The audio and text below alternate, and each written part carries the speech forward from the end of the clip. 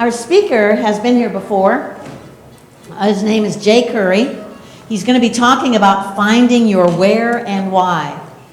He is a real mover and shaker in the recruiting scene, having spent the last 11 years as a recruiter between DFW and Austin markets. Quick stint doing the very same thing in San Francisco. So he's been in the Silicon Prairie of DFW, to the Silicon Valley in California, back to Texas, and the Silicon Hills of Austin. Trying to make recruiting more streamlined, last year he founded Talent Robot to empower organizations to recruit faster, better, and smarter with artificial intelligence. Talent Robot is building a fully AI-powered recruiting platform that never sleeps, uses data to make decisions, and gets smarter as it works. So let's give a very warm welcome to Jay Curry.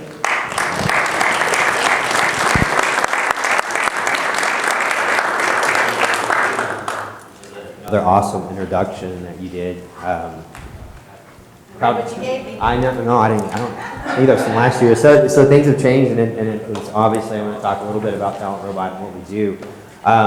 So we went into Talent Robot with the idea of like, hey, how do we make recruiters better at finding the right people, which is all of what anybody wants to do, right? You guys want to be found the right way. Everybody wants to be connected in the right way. So how do we empower technology to do the things that recruiters aren't good at, which are follow-up, which are finding the right profile, surfacing the right profiles in an efficient manner to where everybody feels like they got some love, right? So what we did is we went out and we found a stack of tools, artificial intelligence, machine learning, predictive analysis. Now we just added natural language processing to do a sentiment mind map of how you answer questions on a screen call. We put all this stuff together to make a streamlined platform.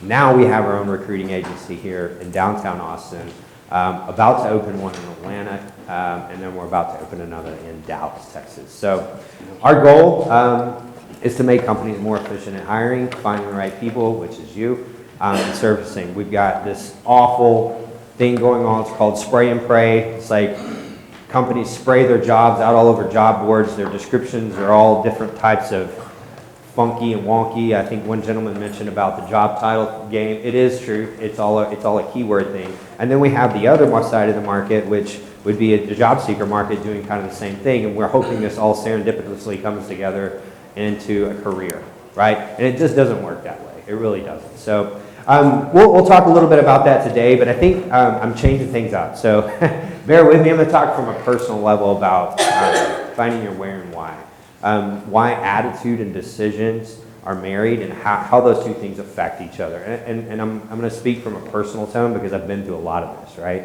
Half of the reason, I would say 75% of the reason I'm actually where I'm at right now with Talent Robot is because I went through the same thing that you guys did.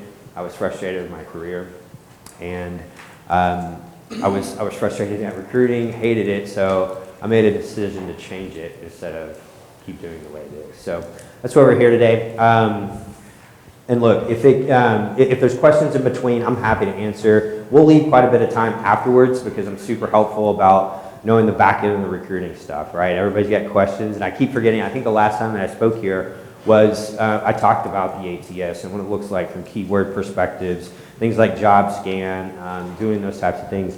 I'm literally the nerdiest person in the world when it comes to that kind of stuff. I put all that technology together, and I'm happy to share like ins and outs, and like if you've got some questions or maybe where you found some difficulties, I'm able to kind of help in that realm.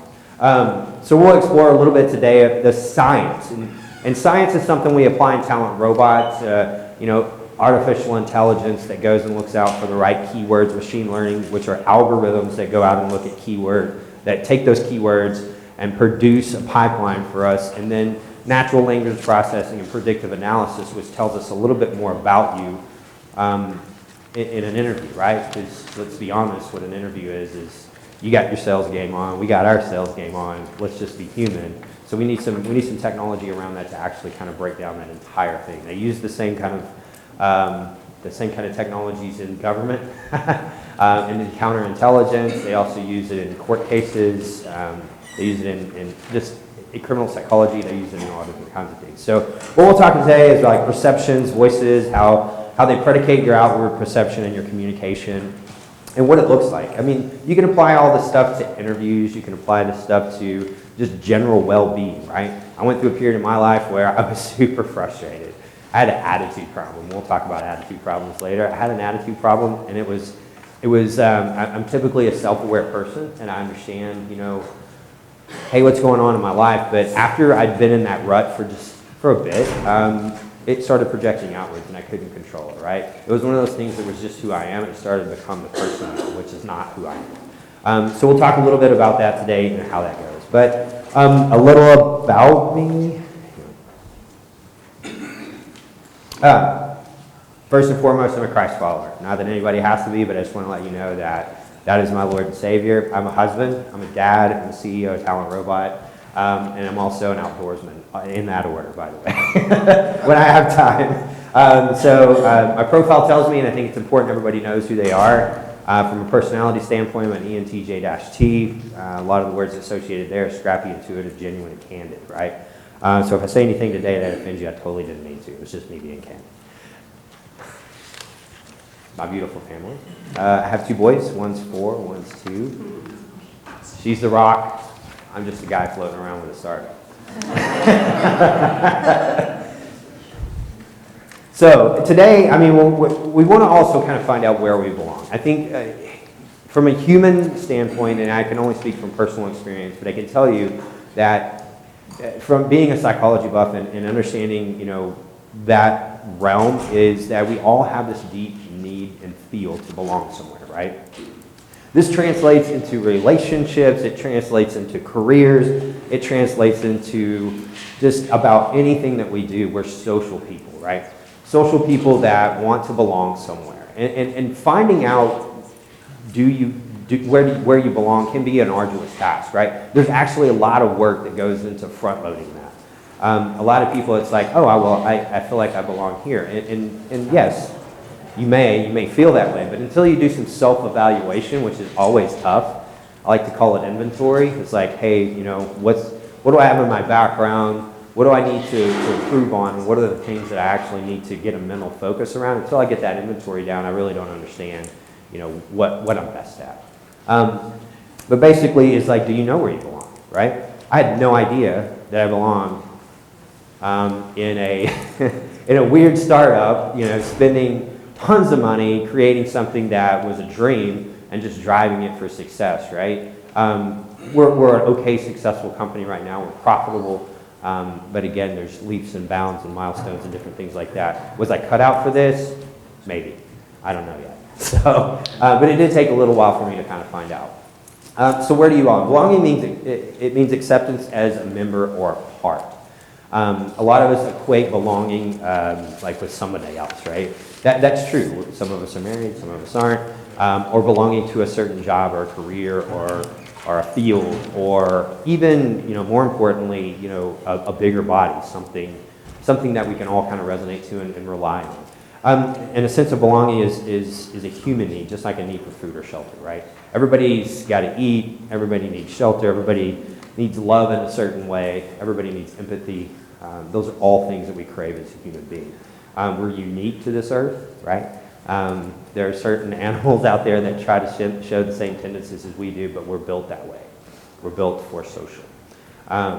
Feeling that you belong is the most important, is seeing the value in life and coping with emotions. So what helps our unique human emotions and coping with those things, tragedy, extreme, blessing, right? All these things can be huge, right? They can be huge impacts onto our lives that we don't understand, personally how to actually, it's hard to explain, but how do you actually cope with those things, right? They can be extreme, they can be extreme in your life, right? Like a loss of a job, a loss of a family member, winning the lottery, which is on the opposite end of the scale. Both of those require a certain amount of coping ability. Believe it or not, where you belong, your social structures and different things like that help you cope with those emotions, right? So for me, I can tell you, as soon as I got accountability around who I wanted to be, the people that I'm surrounded with, and I can count on one hand, the 5 that really hold me accountable as far as, being who I am, where I believe, the things that are driving me, being completely honest with myself and being self-aware. Those people are very important to me, right? I can tell them anything and they're going to give me their honest and candid feedback, which sometimes is scary and offensive, but I value it, right? My wife's one of them,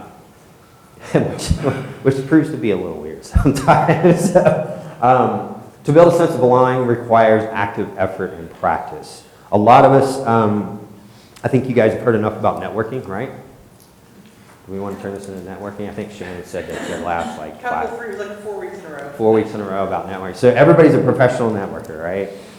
By trade. So, I mean, it requires a little bit of work to belong to something. And we all know what networking is, right? It's hard. I literally was just downtown with Silverton Partners, which is a VC group here out of Austin.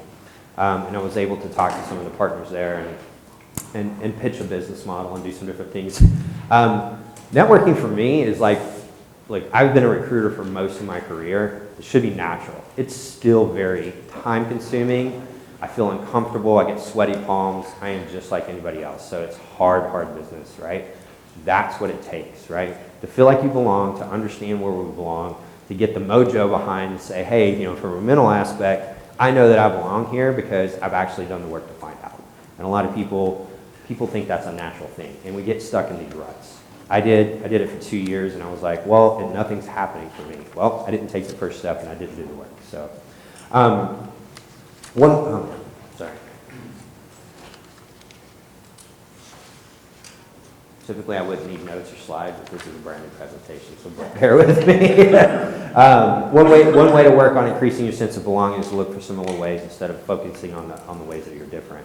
I think, and the reason why I put that in my notes to prompt me is a lot of times, like, I remember when I was early on in my career, especially in recruiting, I was trying to figure out, like, hey, from my perspective, what are the ways that I'm different from everybody else, right? What's my unique value proposition, right? You hear a lot of that in business. What's so unique? What's your offering? What's your differentiator? All that kind of stuff. Truth be told, I was looking in the wrong spot. I should have found out, like, what makes me the same as a lot of the recruiters, because that's going to tell me what's different, right? So you eliminate the big part of it, and then you understand, hey, what makes me different? And you focus on the things, right? To belong in a certain community, like right now, I can say, fast forward 13, 14 years later now, I belong part of a group of folks that I grew up with in recruiting, right? They're all doing similar things within the industry. And they founded companies, they founded technology companies, they founded different, ideas, and they're doing different things. And we're still very close, right? Because, again, there was a circle there of accountability that I decided to put myself in, and that I decided to mature and nurture that thing. So, another way to build your own, and this is one of the things that I actually took too many notes on this one slide, sorry. Another way to build your own sense of belonging is to work on acceptance of others. I had a huge problem with that, right? I'm not scared to tell anybody I wasn't the best human being probably, 18 years ago. I was a very narcissistic and selfish person, which, if you think about it, I'm 42 years old. 18 years ago, that probably puts me in that typical male portion of who we are, right, in our 20s. So I just wasn't the greatest person, right? I was unacceptant of others, right? Others' opinions, others' ideas. I was just the type of person that thought that I had it all figured out, right? And look, it was one of those things that had to happen in order to make me the person I am today. So finding out, look, if you're struggling with something like that, look, it's not the end of the day, end of the world, end of the universe. It's just when we see others and it's hard to accept, we have our own beliefs that were hard-coded into us by our own families and their families before and their families before. These are simple things that change with social interactions, the groups, and the people that you interact with. Why am I here? Why do I belong? So let's say you do all the work, you find out where you belong, what you're doing. You went down the same path that I did, that hard inventory cycle that you had to do, the self-awareness. You built that in, you've done all the hard work. Now you're here. Why am I here, right? What do I do? How do I impact, right? And we can relate this to a job. And I think, most people when they land a new job, you have this weird gut feeling, right? You like first day of work, butterflies when you walk in the door, you're like, oh man, I was hired for this job and I'm supposed to be a project manager and this is all different and new and I don't know how I'm going to impact the organization or if I'm going to get fired in a week, right? Like there's that sense of, and there's a reason for that. It's like you have to pave your own way, right? It's like you have to get in there, you have to make new friends, you have to make new acquaintances, you start to have to, re-belong. And it's the toughest part of having a new job, right? Especially if it's a temporary job.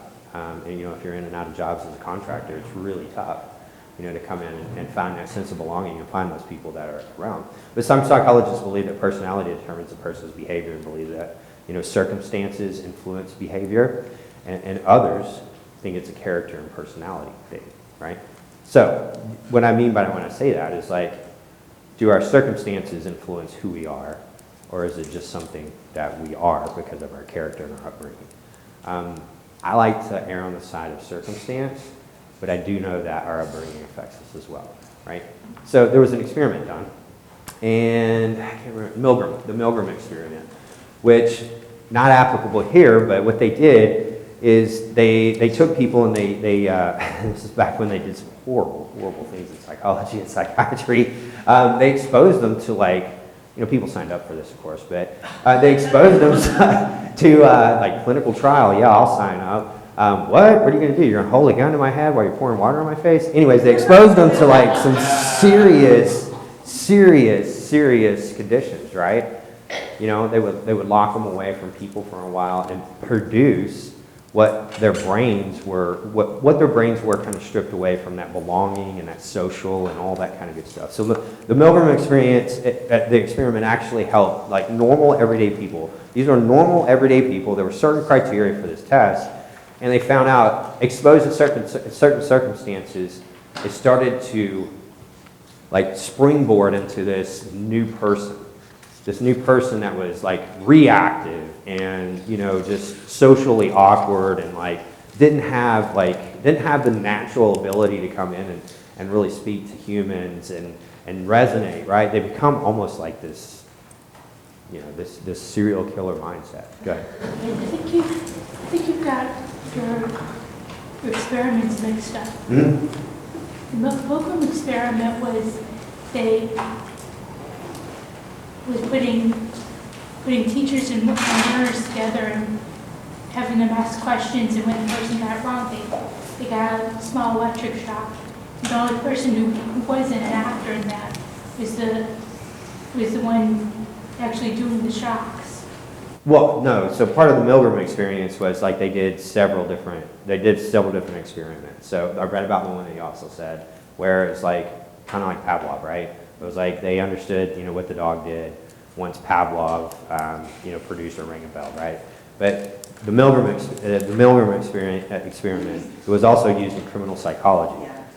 So what they did is the first thing that they did is they went back and they tried to figure out, from a criminal's mindset, what happened? What were their circumstances that influenced that person to be who they are, or was it their upbringing or hard-coded, evidence of their families, right? So they applied the same experiment to different areas, right? So, and I can tell you where I got, I don't mind sharing it with you if you want to check out that instance as well, but the experiment is applicable across a lot, and they've used it in a lot of different regions. So, when was that experiment done? I didn't catch it on the internet. It was done during the 60s. Right, okay. About the same time frame. So, it was a very popular experiment across psychology and psychiatrists, and they still use it today. Honestly, in a different way, but they still use the same data, and they apply it to a criminal analysis profile, which is actually pretty cool. I have a friend that actually does that, and that's what they turned me on to the Milgram experiment. So that's kind of where it got that. Anyways, normal everyday people would have a good understanding of their situation, were exposed to certain conditions, and they started to question why they're in that certain situation. They started to draw conclusions and situations that pulled their mind into kind of the rationale mode, right? Why am I here? What am I doing? What did I do to do this wrong? What did I do to deserve this, right? Which we call, the pity party. I am famous for it sometimes. We've all been down this road. We're human. It's okay. but we've all thrown our own pity party, which is a part of circumstantial, like your what's going on in your life and what's going on around you. We begin to ration out, like, well, I must have done something wrong here, or I'm not this type of person. I thought I was. So you start disassociating with the groups that you belong, and then you go down this horrible path of like, you're introverted and you start to withdraw from, like the certain things that you've always done. Know people like this that have had that same thing, and unfortunately some recover, some don't. Some just continue on down the path and they live in their own world. I had an uncle like that. The guy was an okay dude, but at the end of the day, there wasn't a job out there that he couldn't do, or that was good enough for him. So he remained unemployed after the post office let him go forever.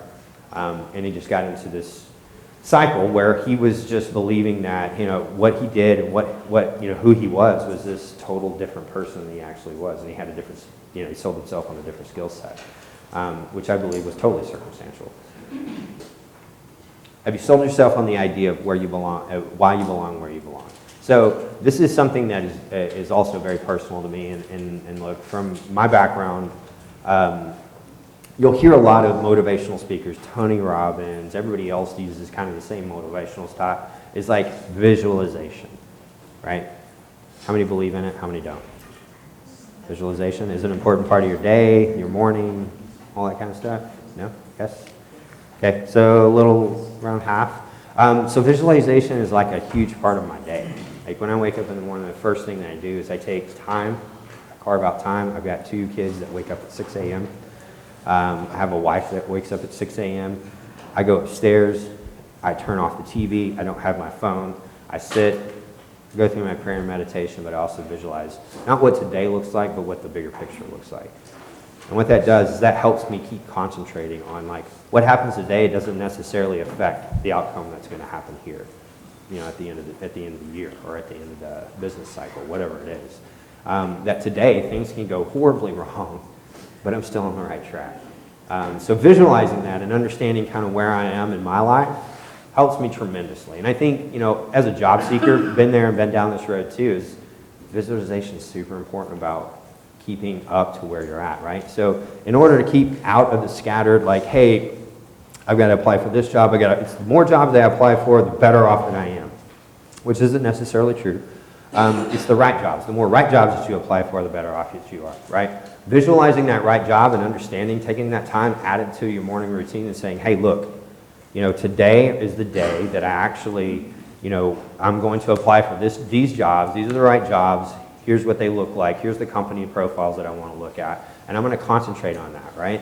It affects the end game, but it also gets you centered on that day. And because finding a job is work.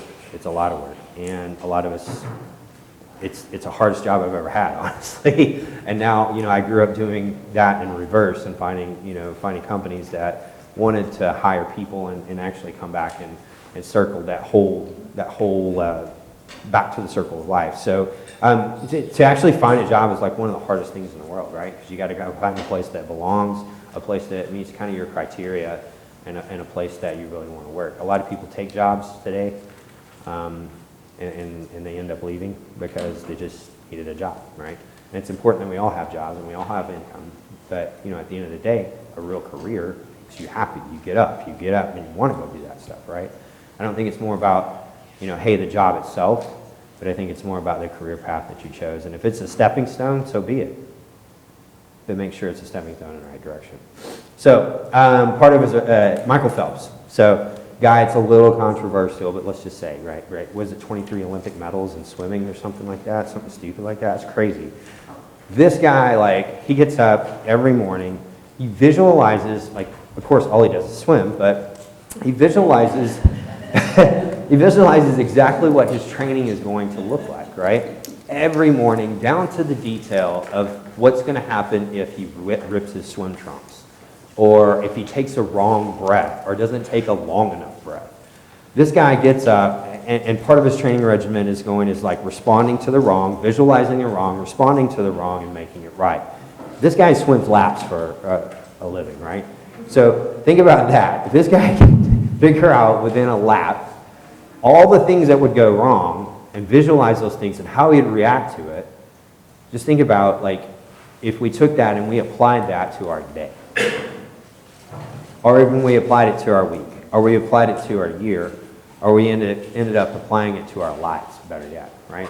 So one of the things that I've done in the past, and it's helped me tremendously, and look, speaking from personal experience is very important, is understanding what, I guess the best way to put this, and I guess the best way to understand it is like, what's the worst case scenario?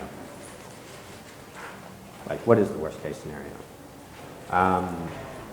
I'm in about $137,000 into this business personally. Worst case scenario there, before I even spent that money, I already figured out what the worst case scenario was going to be, right? It was that my wife was going to have to make more money. Not true, but worst case scenario is like we have to sell some stuff, you know, we have to get comfortable with it. So it was a conversation with my wife and I sitting down. My boys are too young, man, they're 4 and 2, but it's like, look, we're going to go into this together, right? We're going to sit down, we're going to talk about this. We're going to go in this together. This is a family thing. This is a you and I thing. You're as much owner as I am in this thing. But here's the worst case scenario. Let's get comfortable with it first before we move forward, because it's a likely option. So we talked about all the things. Yeah, we had to sell off. We'd have to move into a smaller house. We would have to borrow money. We'd have to do this. We would have to do that. We got to the point where we were like, what else could we think of that could happen that was bad? What else was it that was going to affect us? What else could turn our lives upside down? And we got all the way down to the bottom, and we were like, it's not really that bad. Because at the end of the day, you're taking away possessions and different things like that, but we're investing into something that we feel like is a winning shot, right? So the whole idea behind Talent Robot is, look, as a recruiter, you make good money, but I guess the lifestyle requires you to spend a lot of money too. But that's what I did in my 20s and 30s, right? Is we spend a lot of money. So the time that you guys are saving and have a retirement plan, I was having a lot of fun. And that was part of who I was when I was growing up, right? I tell everybody I like to laugh. I didn't really grow up until I was 35. Which was kind of a painful thing. It was like, you know, I got married when I was 38. My first child was born that same year. And I was like, wow, most of the people that I'm living in the same neighborhood with and doing the same things, they have, you know, retirement, and they have, you know, something to fall back on. So this is our plan, right? So we got real comfortable with what the worst case scenario would be, and we visualized us responding to that the way it needed to be responded. So it's like putting together a puzzle. So I hate puzzles, or they're like adamant jigsaw puzzle people here at all? Yeah, okay. So have you ever tried putting the puzzle together without the picture of the puzzle? Is it hard? Okay, so yeah, she's like, no, I'm not. So I get hives and I get anxiety just looking at jigsaw puzzles, because they're a mess in the first place, and I'm like OCD about messes. But whatever, is like, if you take that picture away, where do you start? How do you start that, by the way? I don't even understand. Like, okay, so she looks at how it lines up. I would waste so much time just trying to figure out what the image was and just trying to put things together. It's like, where's the sky, where's the ground? And yeah, I would be in a mental institute by now, but props to you guys for doing that. But if you've ever put one together, it is like putting a jigsaw puzzle together before you know what the big picture is. So visualization plays an important part, like of going, hey, you know, at the end of the day, regardless of what happens today, this is the big picture and this is what it looks like. And we're going to keep that mindset throughout what we do through the day, right? It projects, like everything that you have up here, we'll talk about this more here in a little bit, but everything you have up here and in here projects out, right? Confidence, everybody, you hear this, he exudes confidence, right? Well, you know, that means he's confident in what he's doing, or she is doing inside, right? It's like they believe in what they're doing. So confidence is a natural thing. It's a natural thing that progresses, and people are attracted to some of that. People are attracted to certain things. People are retracted by a lot of stuff, right? So we'll learn a little bit more about what that looks like as well. That's crazy about that jigsaw puzzle, though. Have you ever completed one, like, without the picture? And, like, it's been a total surprise to you. I usually like, you know, brain teasers, you know, when you have a puzzle that you have to take apart or like make into a cube, and it's like a Rubik's Cube, but not Rubik's Cube. But I like jigsaw puzzles too. You just have to sort by color and by name and pick where. Okay. One one's still like one place. I'll trust you on that one. Do I have an attitude problem? And this is one of the things that I wake up every morning. So my wife and I, we're adamant about starting the day off the right way.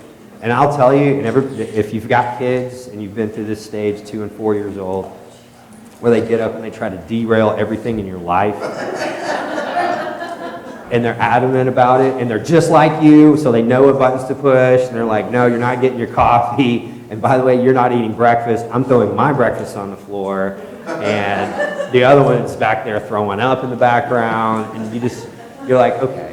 So you get up earlier and earlier, and you think that's the case, but they hear you, and they get up too, and you're like, holy crap. So you're up at 4 o'clock in the morning going, holy crap, I've got no coffee, no breakfast, and 2 kids that won't cooperate with me. Right, so at the end of the day, it's like we trade off. And look, this is personal, but we trade off. It's like she's first. She's usually I'm a little more amped up in the morning. Like, I'm a little spitfire. She is like, things are good, we're good. So she takes the kids first. I go upstairs. I do my mental and I do my mental things to prepare to know who I am. First of all, I'm self-aware enough to know that any conversation that I have, 30 minutes or sometimes an hour, up until when I wake up, I know that could potentially be a hazardous problem for me later that day. Because like your mind is the most creative when you wake up, believe it or not. That's why people will have a notepad like by their bed. It's like when they wake up, they're like, oh man, here's this, here's this, here's this. But your mind is the most creative, but your mouth doesn't know how to deliver that creativeness a lot of times, right? So I am famous for coming in with this hotshot idea about how to streamline and make more efficient our household, and talking to my wife about it, the one that is very sleepy, very calm, and blasting her with that, and she's just like, huh? And I'm like, how do you not understand that? So what we do is we trade off. I go upstairs and I visualize, like, hey, what does the day look like? What is my attitude now?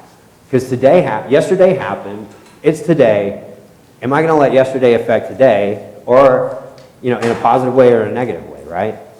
And the big part of it for me is like, it's a self-check. Jay, do you have an attitude problem today? If so, let's talk about it. Yeah, it's weird, I understand.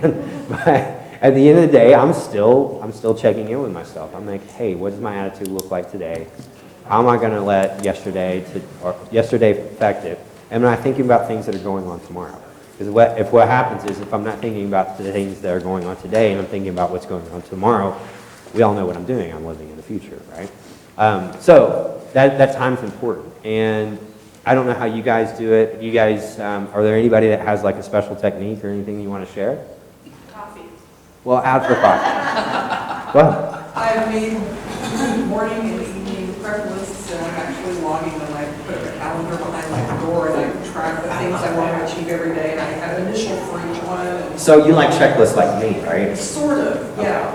If I do the full checklist, it's too much, but just like a little initial to show, okay, I've got this, and then I can see the patterns of days when I achieve everything I have a desire for, and the days when it's like not, but it's like, okay, not today, that's fine. Right? So it makes you feel good to look back and go, hey, I did something, and these are the checklists that because sometimes you get in a day and you don't know what you did, right? And that could be your yesterday. Because I had one yesterday, like literally yesterday, I had no idea what I accomplished. But I know I did a lot of stuff, right? Like a ton, because I was tired. And then I have to ask, one of my employees, like, hey, what did I contribute today in a way to help? Bullet journal.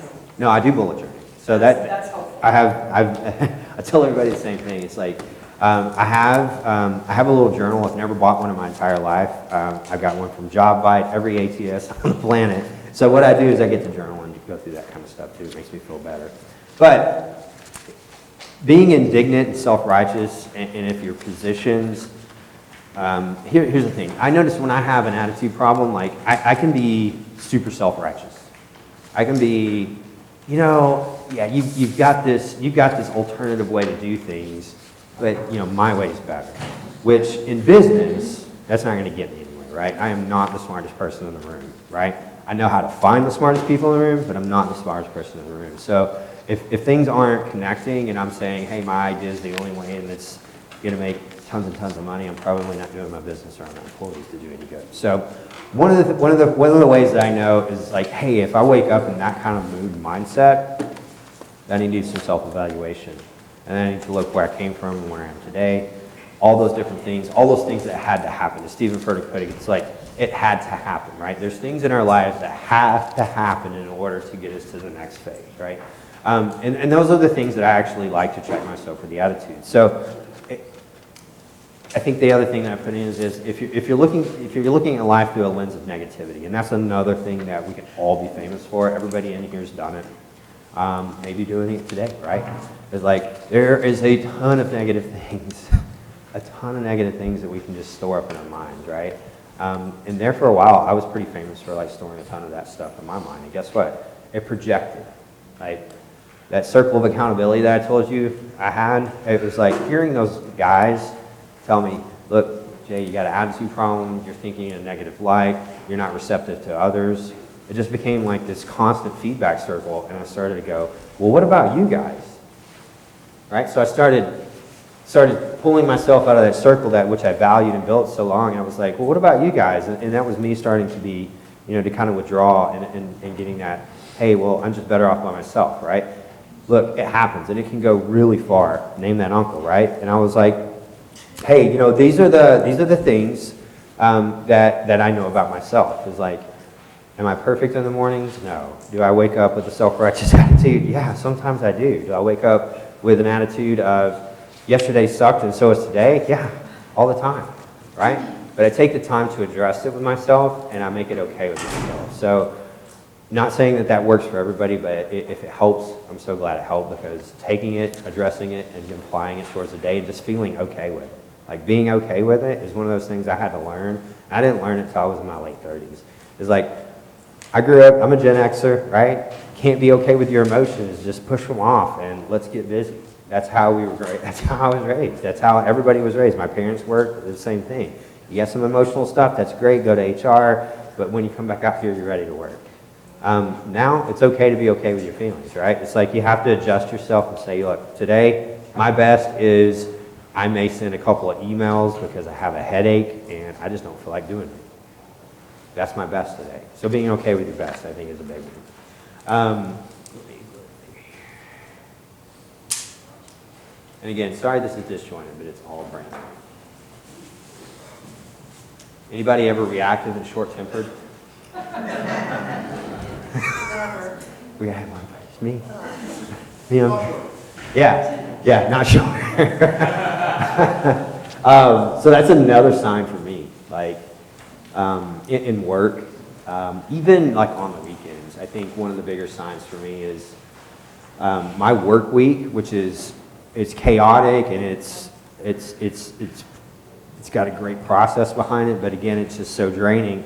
Like Saturday morning comes along, and it's not unlike Friday, Thursday, Wednesday, Tuesday, or any of those mornings, but it's totally different, right? My kids expect me to totally be different. My wife wants me to be different, right? So that Saturday looks like a total different day, right? It's like I'm waking up with the same perception that I had those other days. But being reactive, and that's how life is in business, right? Sometimes we're reactive, sometimes we have that time to plan, but more often than not, we're reactive. It's called putting out fires, right? Everybody's been through it, right? What'd you do today? So many fires, right? So many fires. Not that that's a bad thing, it's just a case that we work as Americans. I can promise you in Europe, it's not like that. These guys are like, I don't know, they're different. We've got a company that we recruit for. It's over in Germany, Slovakia, Sweden, and Singapore. And I feel like I don't know, they're just different.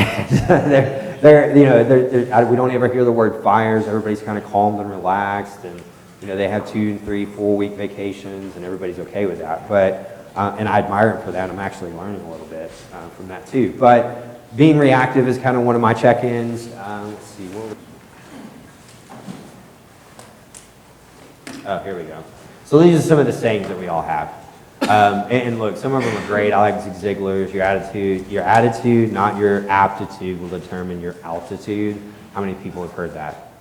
I think it's on everybody's wall, right? or every like entrepreneur's wallet list. Mental toughness is when you can find fuel in an empty tank. That's an American thing, by the way. It's a good one. Your attitude is like a price tag that shows how valuable you are. I'm a big proponent of that one. It's like if I'm, sometimes like there's days where I don't even go into the office because I just can't kick the attitude. It's just who I am, you know? And I'm like, if I can't get myself out of the funk, then I'm not going to spread it around. It's like a flu, right? You say, it's how you say it. Does anybody have a problem with delivery like I do? Yeah? Yeah? We like to cover it, I like to cover it up with like, I'm just being candid, and people value that, right? I have a problem with delivery. If I'm super passionate about something, I'll throw up on you. Seriously. Like, you talk to me about recruiting, and like, yeah, I'm going to give you all the opinions, and I'm going to give you case studies and all kinds of different things, but I am that person. So it's not delivered in a way, it's not delivered in a flattering way. That's why I'm a crappy salesperson, right? CEO that's a crappy salesperson, that's me. But people still buy because they value like my experience, but not saying I'm delivering it the right way. You think you can or you think you can't, you're correct. I guess you make that decision in the morning too. If opportunity doesn't come knock, yeah, Milton Berle was good on that one. Build the door. I'm strong because of my weaknesses. Being self-aware. Well, can you go back and Sure. show that slide without you in front of us so we can see all of it? Like, can you get out of the way? Reactive, short-tempered.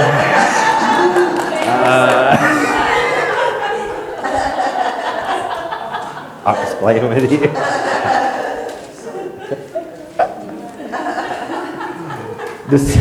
A decision's number one influence is attitude. Who believes that? Who believes that the next decision you made is 100% is influenced by your attitude? Good. Those are everybody's self-aware in here, though, I'm assuming. Well, here's the good news: is like the position that and I'm assuming most of you are here because you're in between careers, or you're transitioning, or you're just looking for your next gig, which is what a job club is. But look, all those things, like your attitude about those things, you can project. So how many?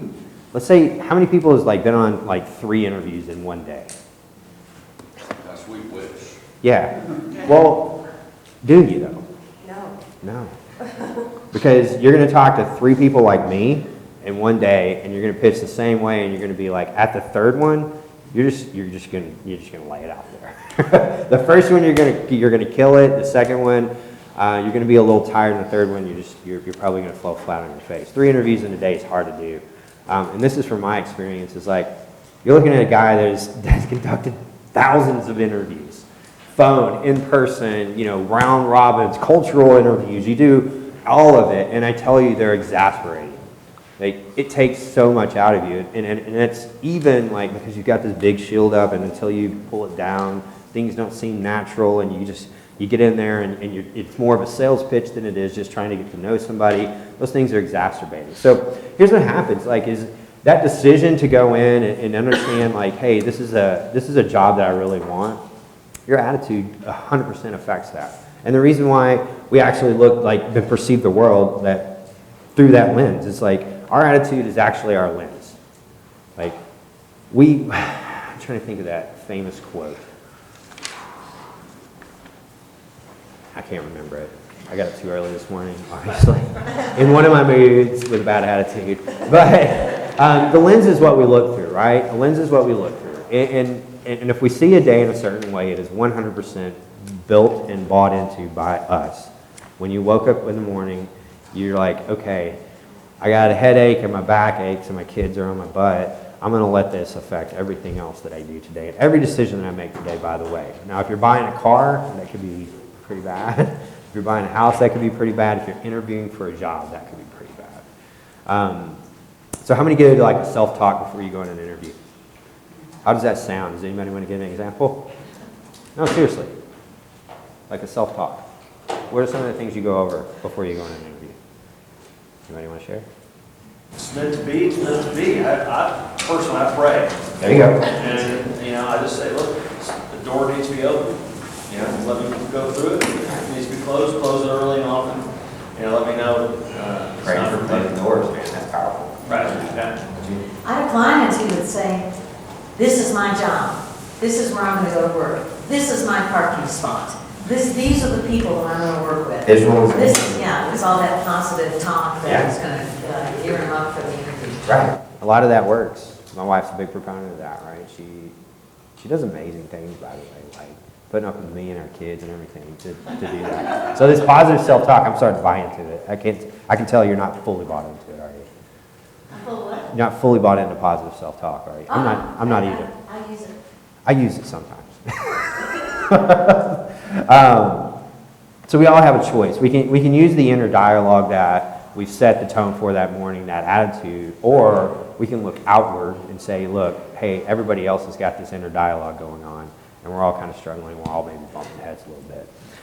So the motivation that we have when we actually choose, how we're going to go about our day is circumstantial again. So again, you can hurt, you can be in a spot to where, financial difficulties, you could be in the opposite area, which you could have won the lottery, and you may find out you're a totally different person because you won the lottery, which most people do. Have anybody ever read stories about people that won the lottery and they're like, you drug addicts now or something?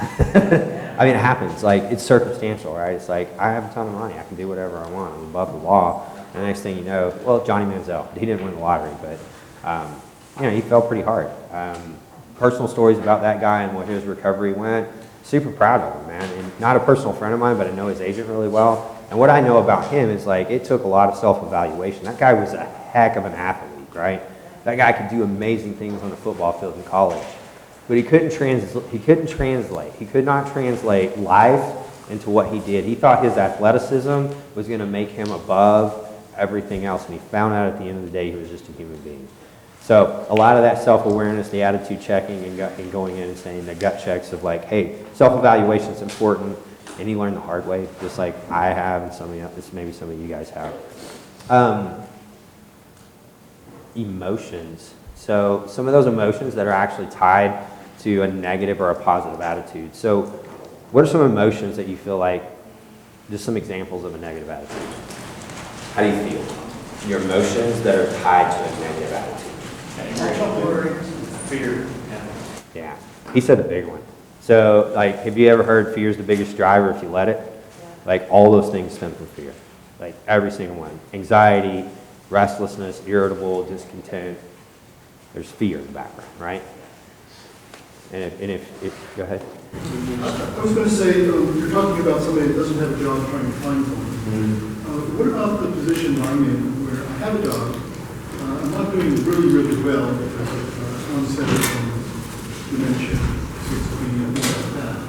So what about the perspective of every time I go to work, I'm reapplying to keep the job that I have? I think that's almost. Like, that's a great mindset to actually have if you think about it. Like, if you're reapplying, and literally my first corporate job, it was just like that. It was like every day I came in and I was, not because of onset dementia or any of that.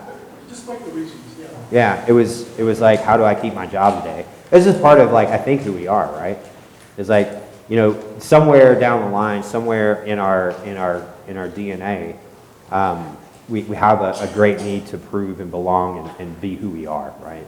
And if it translates into a job, we hope and we pray that they accept us for who we are. A lot of people work in jobs that they don't feel like they can be who they are. I'll tell you, the best job I ever had is when I loosened up and I took the chains off completely and was real honest with me, my boss, and everybody that I worked with about who I was, and just built a little miniature circle of accountability, and I felt super safe being me, right?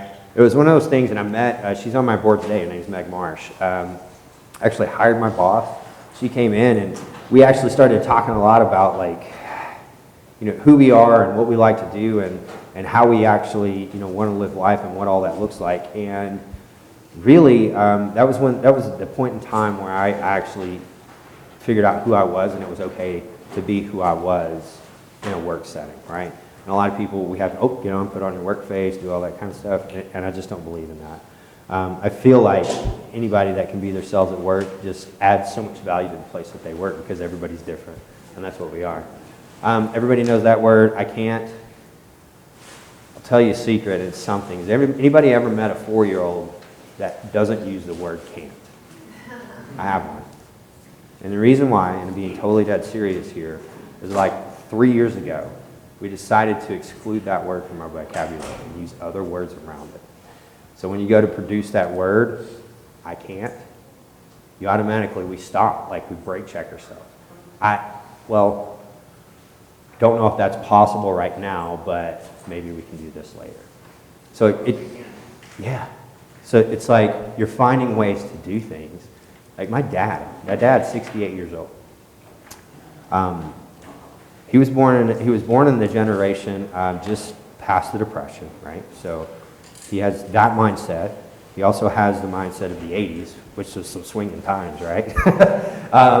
and you know, he's a child of the 60s. So, you know, we talk often and we spend a lot of time because he's retired now and we're both outdoorsmen, so we spend a lot of time when we're outdoors, right? We're hunting, we're doing some fishing. And his verbiage, you know, is like, well, I can't do that these days. I can't do that these days. And they're legitimate can'ts. And so we actually, as a dad, said, here's what we do, you know, like in our household, it's like instead of saying that we can, we try to figure out a different way to say that, and it ends up taking us to a different spot in our mind saying, it could be possible, but not plausible, but maybe we find a way to do it. So, yeah, I have the only 4-year-old that doesn't say I can't, and it's weird. Because he's not going to grow up that, like, knowing that. So that was one conscious decision we made with our kids. That's kind of impactful, you know. I was like, wow, that's different. But in our household, like I said, we can't use the word can't. So why is it easy to find reasons you can't and so hard to find reasons that you can? Why do you think? Anybody want to take a stab at it? Fear. Yeah, that big driver. There's a ton of fear associated with that. That whole, you're irritable, you're restless, you're discontent, you're tired, you're angry, just nothing's lining up for you. This person's holding you down. Man, those things are easy to come up with off the tongue very quickly, and just, you know, that can impact your day, and that can actually impact your morning and impact the rest of your life. But coming up with reasons why you can do something, it's a little tougher, right? I think, and this is just me being candid, I think for me, when I think that I can't do something, I'm actually challenging myself. As a Christ follower and just who I am, I'm limiting the size of my God. I'm limiting the size of what He's able to do through me. And I'm not going to turn this into a sermon, but I want you to know personally about me what this looks like.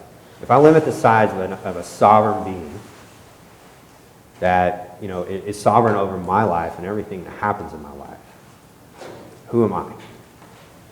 I've turned myself into an unlimited or limitless God because I've married that thing down into what I'm able to do.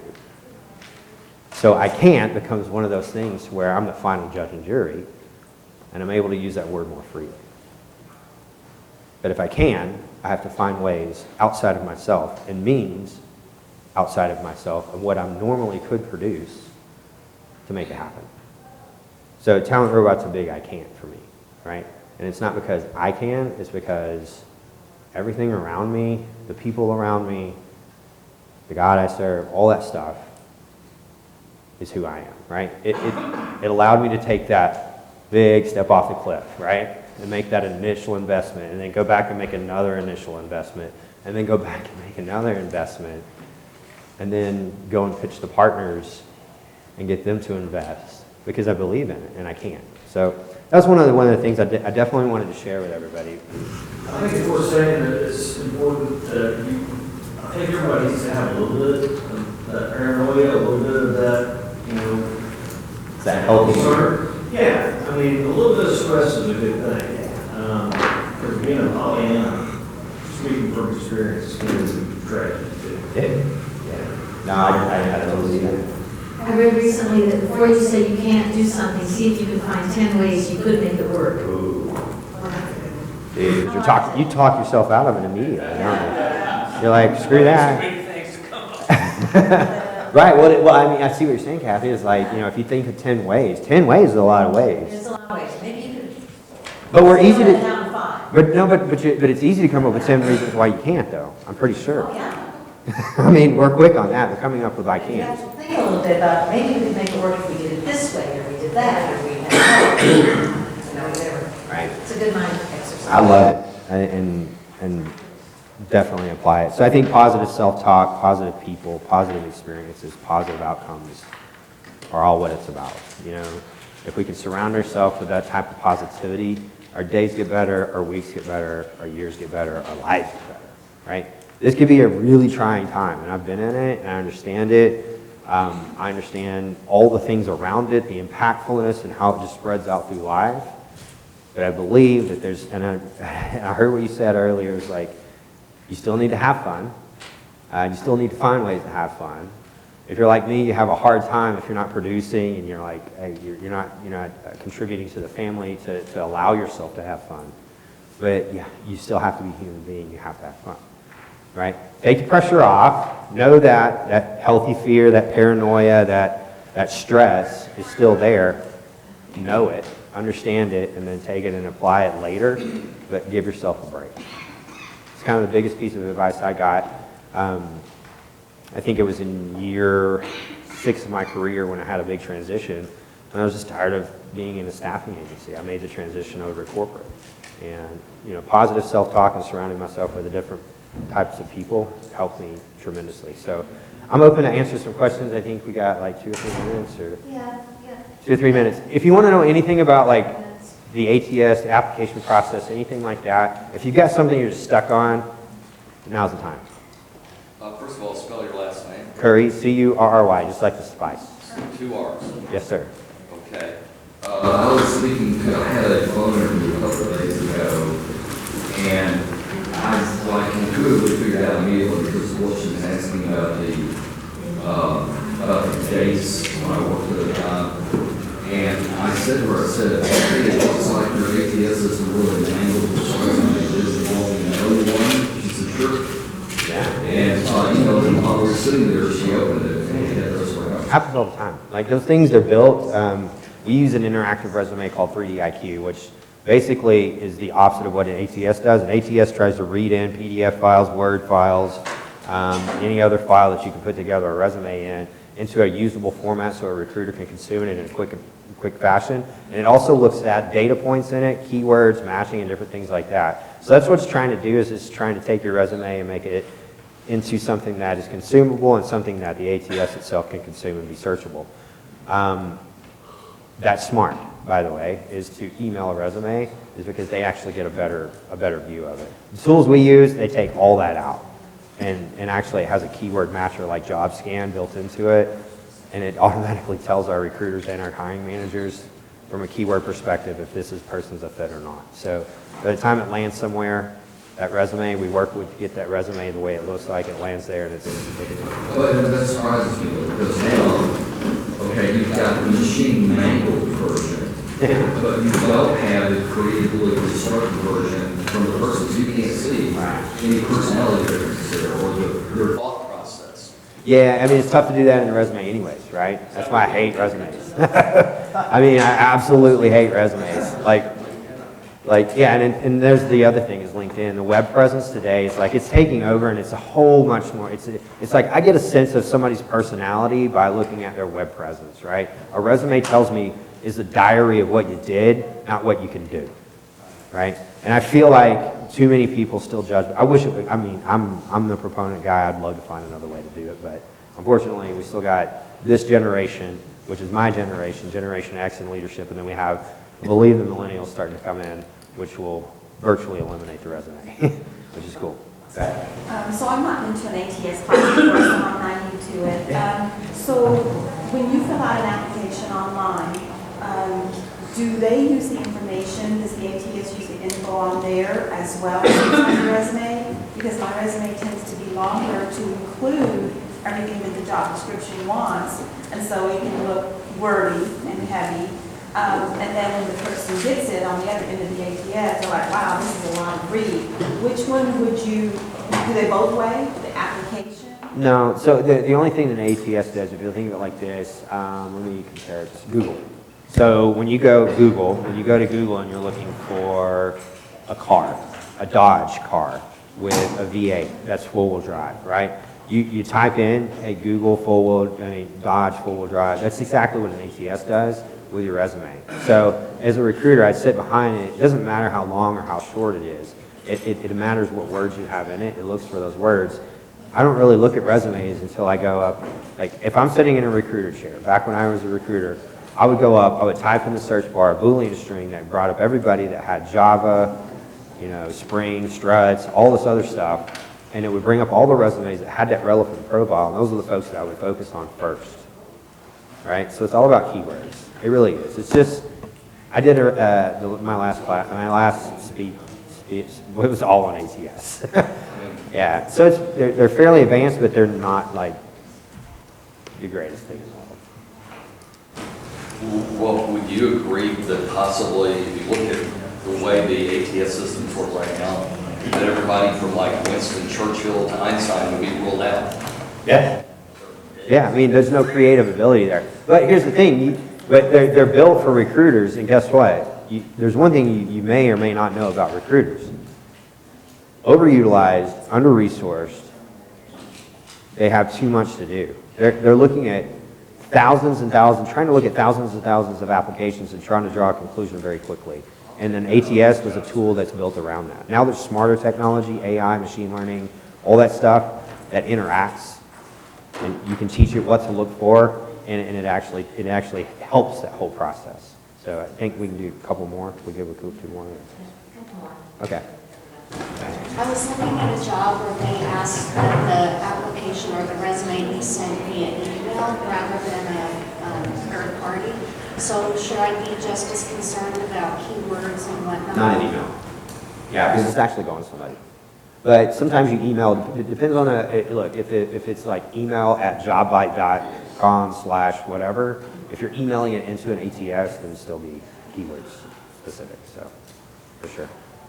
Kind of curious, so you said you're putting AI into this whole stuff, so does that actually help eliminate some of the keywords by understanding a statement and inferring those keywords back in? Mm-hmm. Oh, wow. Yeah, instead of keywords, which are important, but it looks at the context.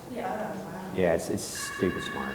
that's why the new generation of recruiters, they're not going to be like sifting through resumes and like looking through and trying to do, it's an arduous task. So are they starting to use that now? I built the whole. You're using that? Yeah, well, there's companies using it, but like we've built the entire stack to be 100% next generation.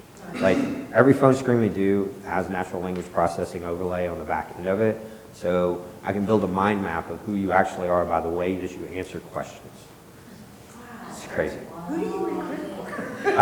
Cisco, Capital Factory, I mean, just a ton of clients. So it's not. It's really, everybody's like, oh man, it's like this robot, which was why we played the whole talent robot thing, because people are like, are you a robot? No. Yeah, we're back here. And Shannon. Since you're a recruiter, you all often better to build a portfolio, a website with your portfolio. Yes.